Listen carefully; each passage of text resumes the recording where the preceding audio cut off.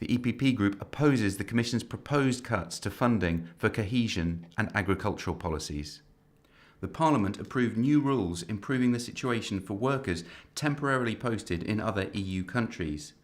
MEPs gave their green light to an agreement with EU member states that will help tackle the issue of illegally subsidised imports. And discussions began on how to tackle the growing problem of golden visas. Hello and welcome to our roundup of the European Parliament's latest plenary session here in Strasbourg. We begin with the debate on the EU's long-term budget. MEPs approved a resolution on the Commission's initial proposals for the EU's budget from 2021 to 2027.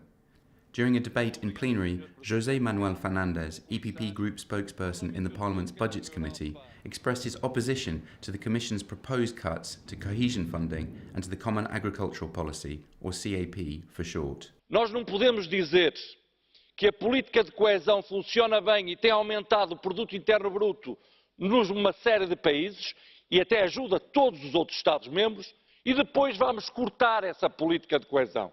E mais grave, cortamos àqueles que mais precisam, cortamos aos mais pobres. Aquilo que funciona bem deve continuar. A política de coesão, a política agrícola comum e, nomeadamente, o desenvolvimento rural. Ninguém conseguirá explicar aos eleitores, por exemplo, que os Estados-membros mais pobres terão cortes superiores aos Estados-membros mais ricos. Nós precisamos que a solidariedade seja uma solidariedade de facto. Next, improving the lot of posted workers, those temporarily working in another EU country. MEPs approved a revision of an EU law on posted workers, giving them the right to the same pay and working conditions as workers in the country where they are posted. There are more than 2 million posted workers in Europe. EPP Group MEP Elizabeth Morin-Chartier, who as rapporteur has shepherded the proposals through Parliament, explained the main benefits for the EU. Le travailleur national et le travailleur détaché dans le pays d'accueil auront la même fiche de paie avec au moins le salaire minimum et les indemnités qui seront les mêmes pour l'un et pour l'autre. Il n'y aura pas de différence de salaire. Et les conventions collectives s'appliqueront pour l'un et pour l'autre. La première préoccupation des citoyens, c'est l'emploi. Avec cette directive, le PPE s'occupe des citoyens européens. Ça sera très important pour les prochaines élections de 2019. Next, taking on dumping, i.e. illegally subsidised imports coming from outside the EU. The Parliament approved EU legislation designed to boost the bloc's capacity to take action against illegally subsidised imports coming from outside the EU. Action takes the form of anti-dumping duties.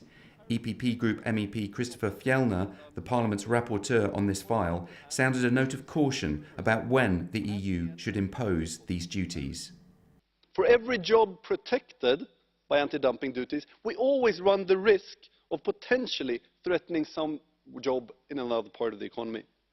But we have to recognize that these instruments are the second best options when we don't have international rules for competition. And it should be a safety valve for us, giving us the possibility to further push for trade liberalization, and not as the US is using these tools today, as a tool for protectionism to stop liberalization. And finally, some MEPs are calling for action on so-called golden visas, where individuals are said to be effectively buying EU citizenship rights. Golden visas are a big concern for many MEPs. These are special residency permissions or passports issued by some EU member states to non-EU citizens who are investors, paying sums of between €250,000 and €10 million in those countries. In return, they can often benefit from the same sort of freedom of movement and tax advantages as EU citizens. Roberto Metsola is an EPP group coordinator in the Parliament's Civil Liberties Committee, which is dealing with the issue. She is from Malta, one of the EU countries that is selling its passport. What we are talking about is the exchange of money for rights. Citizenship should be about rights, but unfortunately we have transformed this into a commodity and created a new group of exclusive European citizens who go by anonymity, who think that by paying money they can gain access to the European Union through the back door. She added that MEPs from different political groups are concerned about this and called for action. We are sitting potentially on a security time bomb, and we need to make sure that the European Commission clamps down on such programmes by exercising proper due diligence. So far it is not doing that, and that's why we are calling for it. Darius Rosati is the EPP Group Coordinator in the Parliament's Special Committee on Financial Crimes, Tax Evasion and Tax Avoidance. I think we should agree on two things. First of all, that golden visas should give a right to a residence permit, but should not be a way to purchase EU citizenship. And second, we have to have common procedures that would avoid a situation in which we give our passports to people that are in conflict with law, that are criminals, that simply misuse or abuse this possibility for, as I said, avoiding taxes or simply for money laundering. This has to stop. So that's all for now from the Strasbourg plenary session. Find out more about the activities of the largest political force in the European Parliament by checking out eppgroup.eu. Thanks for watching and see you soon.